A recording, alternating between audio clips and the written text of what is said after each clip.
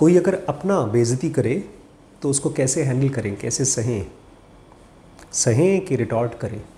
बेइज्जती बहुत तरीक़ों से होती है, फिज़िकल बेइज्जती, साइकोलॉजिकल बेइज्जती, और बहुत सी बेइज्जतीज़ तो ऐसी होती हैं, बेइज्जतीज़ बोल रहा हूँ मैं, बहुत सी इंसल्ट्स तो ऐसी होती हैं जो पैसिव होती हैं। ऑफिसेज़ में बहुत बार ऐसा होता है कि आप 4 लोग काम कर रहे हैं और 4 में से एक को निकालना है जॉब से।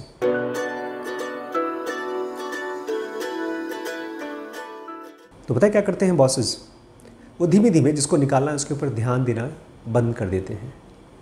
उसको काम देते हैं, लेकिन पहले इम्पॉर्टेंट काम था, उसके बाद कम इम्पॉर्टेंट काम देते हैं।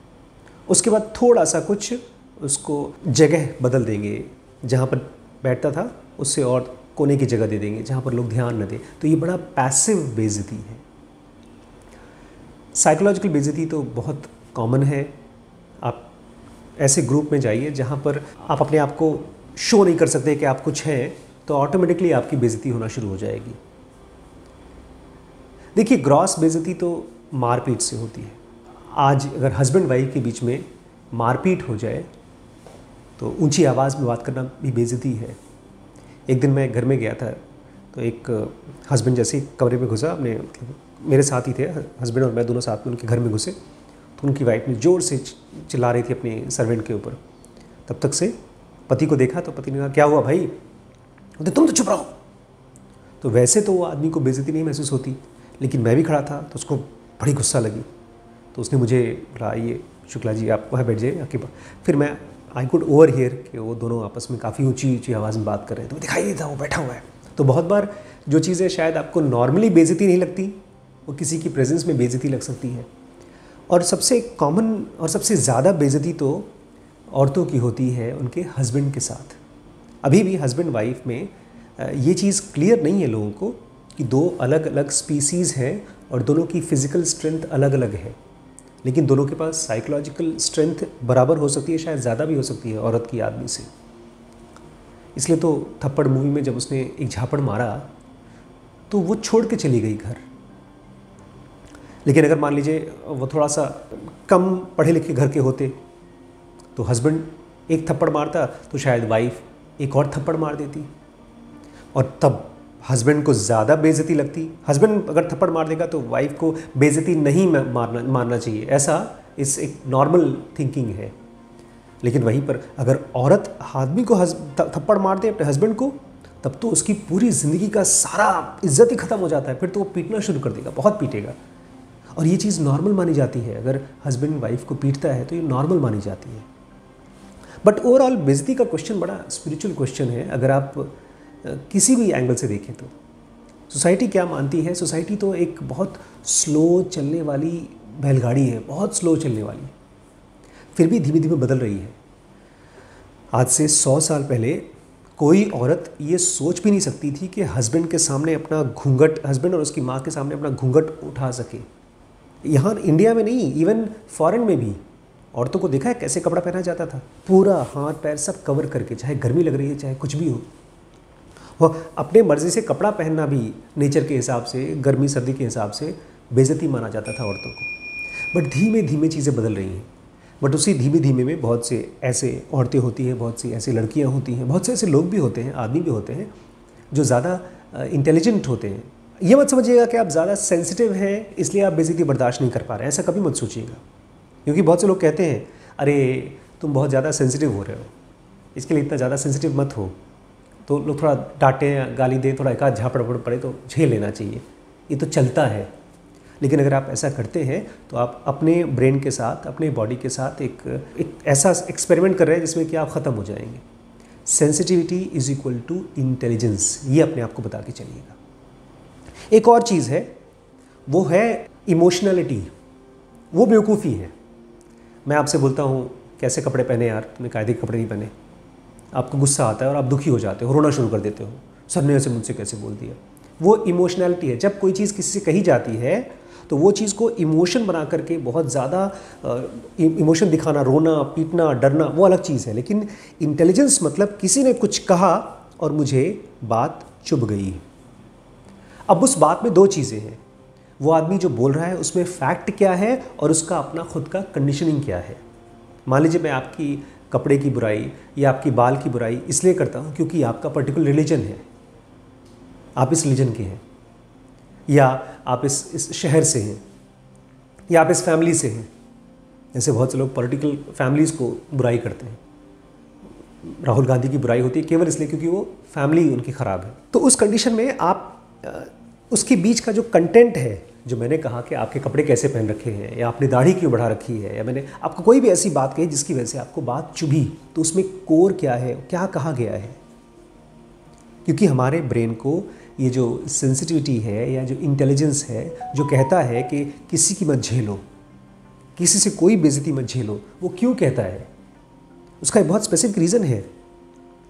अगर हमारे लिए झेलना, बेइज्जती झेलना नॉर्मल होती, बल्कि फ़ायदेमंद होती, तो हमारा ब्रेन ज़्यादातर झेल लेता, ज़्यादातर बेइज्जती को झेल लेता। लेकिन ऐसा हो नहीं रहा। जैसे ह्यूमन स्पीसीज़ इंटेलिजेंट होते जा रहा है, वो आसपास की छोटी छोटी बेइज्जती को भी नहीं झेल पाता, और नहीं झेलना चाहिए।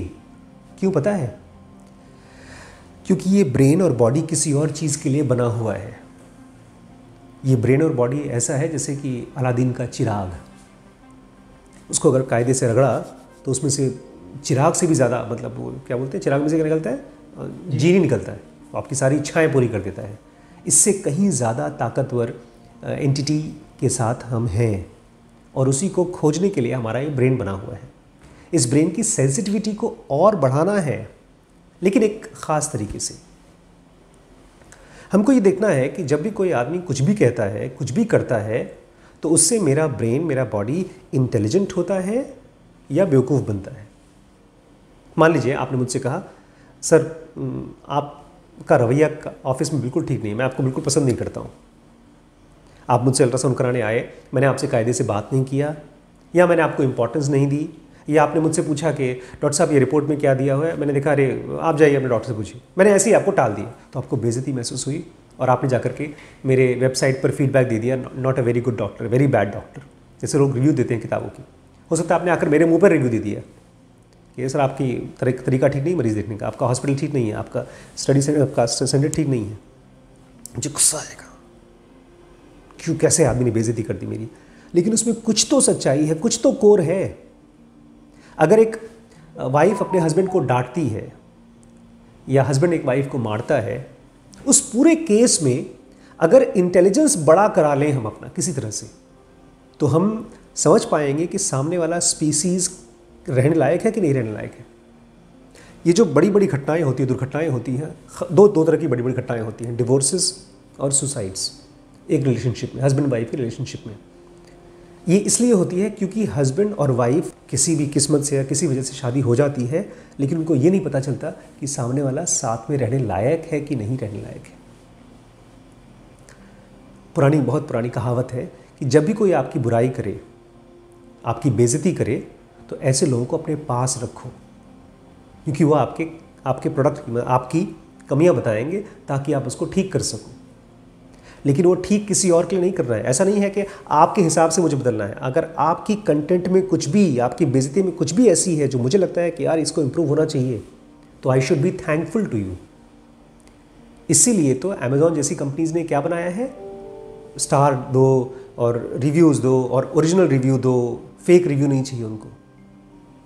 तो जब आप ये देखते हैं कि एक हस्बैंड और वाइफ, अगर भगवान न करे कल को आपकी वाइफ के साथ ऐसी दोस्ती हो जाती है और आपकी दोनों की बातचीत होती है, और कुछ ही महीनों में, कुछ ही हफ्तों में ये समझ में आता है कि मारपीट तक चली गई बात, तब मामला दूर है, तभी रिलेशनशिप नहीं चलना चाहिए। तब डिवोर्स इज़ वेरी गुड। अगर आप डिवोर्स कर लेते हैं तो आपका लाइफ बची रहेगी। और वहीं पर अगर आपकी बेइज्जती का सवाल आता है ऑफिसेज में, पेरेंट्स और बच्चों में बहुत बार ऐसा होता है कि पेरेंट्स बच्चों की इज्जत नहीं करते हैं। उस कंडीशन में आप कुछ नहीं कर सकते, केवल आप अपने आप को बचा सकते हैं। लेकिन साथ ही साथ आप एक स्पीसीज़ के बारे में, मैं हमेशा स्पीसीज़ बोलता हूँ, जो आदमी इनसेंसिटिव है, जो ऐसे शब्द यूज़ करता है जो कुछ भी मतलब नहीं होता उसका, वो इनसेंसिटिव आदमी है। तो वो आदमी को पहचानिए। मेरे हिसाब से वो बहुत क्रूर आदमी है। पता नहीं कितनी केसेस हैं, पता है।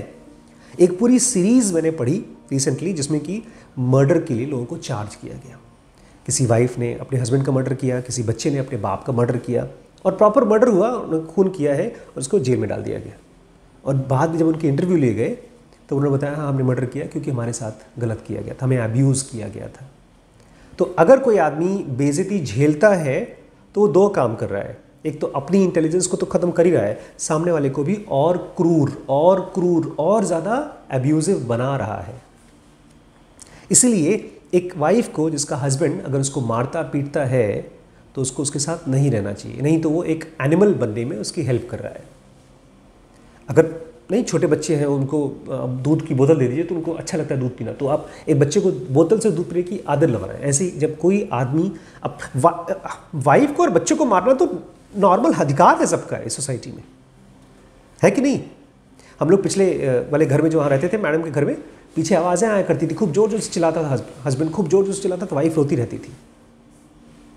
तो अगर जहाँ कहीं पर भी ऐसा है तो चुपके से बच के भागना चाहिए वहाँ से। और जैसा आपने कहा, इसके लिए अगर फैमिली सपोर्ट मिलती है लड़की को तब तो थैंक गॉड, अगर नहीं मिलती है तो जाकर के उसको पुलिस हेल्प लेनी चाहिए। अगर ये सब भी नहीं पॉसिबल है तो उसको उसी आदमी के साथ रहते रहते अपने आप को और स्ट्रॉन्ग करना चाहिए फाइनेंशियली और एजुकेशनली, ताकि वो इस लायक बन सके कि वो अपना गुजारा खुद कर सके। बट सेंसिटिविटी का केवल सर्वाइवल नहीं है रीज़न, सेंसिटिविटी का या तो इंटेलिजेंस का रीज़न है आपके अंदर की पोटेंशियल, आपकी ग्रोथ। और ये बड़ा वेव पैटर्न है, अगर आप ग्रो नहीं करते हैं तो आप डिप्रेशन में जाएंगे और मरेंगे, और जैसे जैसे आप मरेंगे वैसे वैसे आपने एक और जानवर को अंदर में सोसाइटी में बना दिया। तो आपका रिस्पॉन्सिबिलिटी है खुद को बचाना, एक जानवर को नहीं बनने देना, और फिर अल्टीमेटली अपने को फ्री करना, और हो सके तो अपने आप को एनलाइटेंड करना। देखिए, जब छोटे बच्चे मार खाते हैं तो कुछ नहीं कर सकते। ये तो ऐसे ही है जैसे कि एक शेर है, गोट का शिकार करेगा या भैंस का शिकार करेगा, वो कुछ नहीं कर सकता, अपने आप को बचाने की कोशिश करता है, वो भी बचाने की कोशिश करता है। लेकिन इंसानों के समाज में एक माँ बाप अगर अपने बच्चे को मार रहे हैं तो उनको ये नहीं समझ में आता कि हमको बचाना है। सोसाइटी में बचपन से मार खाया है इसलिए लगता है कि मार खाते रहो, लेकिन जो बच्चे बड़े हो जाते हैं, जैसे मुझे याद है एक टाइम के बाद मैंने स्टैंड करना शुरू कर दिया। जो चीज़ मुझे गलत लगती थी अपने पेरेंट्स की, मैं खड़ा होकर उनको बोलता था कि ये गलत है, इसके लिए मुझे मार नहीं खानी। तब तक मैं थोड़ा हट्टा कट्टा हो गया था, मम्मी थोड़ी कमज़ोर हो गई थी, पापा भी अब फिर मारना पीटना बंद कर दिया था। और गुस्से में वो लोग हाथ पर उठाएंगे, बट आप अगर मार खा रहे हैं मजबूत होने के बावजूद तो आप डबल गलत कर रहे हो, आप उनके अंदर में वो खूंखारपन डेवलप कर रहे हो। मैंने देखा एक फैमिली में ऐसे ही हुआ था, जो माँ थी उसके संकोच में बच्चा कुछ नहीं बोलता था, और बच्चे की वाइफ बेचारी वो भी झेलती थी। कुछ टाइम के बाद उसकी वाइफ ने सुसाइड कर लिया। इसलिए मैंने डिसाइड किया कि जब भी मेरे घर में ऐसा कोई वायलेंस होगा तो जो भी हो, कुछ भी बातचीत हो, बातचीत करो, घंटे को 2 घंटे 4 घंटे बात करो, लेकिन जहाँ पर फिजिकल वायलेंस आता है मैं वहाँ पर फिजिकल वायलेंस नहीं होने देता। मैं खड़ा जाता बीच में कि मारना है तो जाके तकिया के मार लो, गद्दे को मार लो, आदमी को नहीं मारना है। तो क्योंकि यहाँ पर ज़रा सा चोट लगेगी, ज़रा सा एक आँख पे चोट लग गई तो आपकी आँख खत्म हो जाएगी, ज़रा सा कान। और पता नहीं चलता, जब माँ बाप मारते हैं तो ये सोच कर नहीं मारते हैं कि हम यहाँ मार दें तो कम चोट लगेगी, वहाँ मार दें। देखा है बहुत से अब्यूज़िव केसेस आते हैं रोज़। और जो लड़का आपकी साइज़ का है और उसको माँ बाप मार रहे हैं और आपकी प्रेजेंस में आपके छोटे भाई को मारा जा रहा है, देखिए गलत है तो आप जाके पुलिस कंप्लेंट कर दीजिए अगर मारपीट की औकात आ गई है। जैसे वो बच्चा था जिसने खून कर दिया, नहीं क्या नाम था, शुक्ला जो लड़का था एक, तो उस कंडीशन में आप जाइए, FIR करिए। मारने का काम पुलिस का है, माँ बाप का मारने का काम नहीं। आपका काम ये है कि अपने आप को बचाना है, और आपकी प्रेजेंस में अगर कोई मासूम बच्चा है घर का तो उसको बचाइए, और बोलिए घर में पेरेंट्स को बोलिए कि मुंह से बात करो मम्मी, हम 2 घंटे 4 घंटे 6 घंटे जितना बात करना चाहते हो बात करेंगे, लेकिन मार नहीं खाएंगे। एक हाथ झापड़ की बात अलग है, लेकिन जब लोग हाथ से मार रहे हैं, फिर डंडे से मार रहे हैं, किसी भी चीज़ से मार रहे हैं, तो कहीं ना कहीं आप अगर खड़े हैं, साइलेंट हैं, झेल रहे हैं, तो आप उसको वायलेंट होने में और मदद कर रहे हैं। So don't be a culprit in making a violent animal. आप भी वही वायलेंस फिर फॉलो करेंगे, पता है। और आपको कल की आपकी बीवी आएगी, उसको भी पता चलेगा कि मेरे हस्बैंड अगर माँ बाप के सामने खड़े नहीं हो तो मुझे भी नहीं खड़ा होना है। और वही चीज़ पूरी फैमिली का कल्चर बनते जाता है। मैंने देखा है एक वायलेंट आदमी को जब लोग नहीं फेस करते हैं, और फेस करने का मतलब मारपीट करना नहीं है, बस नहीं झेलना। यही तो गांधी जी बोलते थे कि अंग्रेज़ मारेंगे तो हम रिटॉर्ट नहीं करेंगे, बट हम उनकी गलती को झेलेंगे नहीं। मैं ये नहीं कह रहा हूँ कि अंग्रेज़ों की तरह मार खाओ और खाते रहो। यहाँ पर आप खड़े हो और अगर डंडा मार रही हैं तो डंडा को पकड़ कर हटा दो, बोलो मुँह से बात करो, क्या दिक्कत है।